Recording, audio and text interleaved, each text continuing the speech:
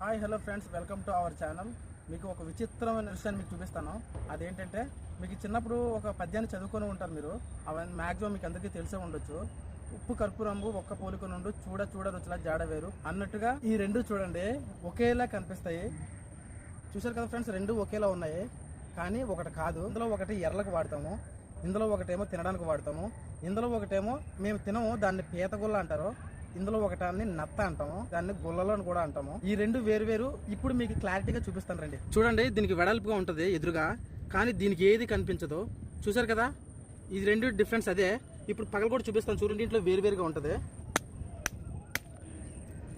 చూసారు కదా ఫ్రెండ్స్, దీంట్లో ఎలా ఉందో. పీతగుల్ల అంటారు దీన్ని, పీతలాగే ఉంటుంది.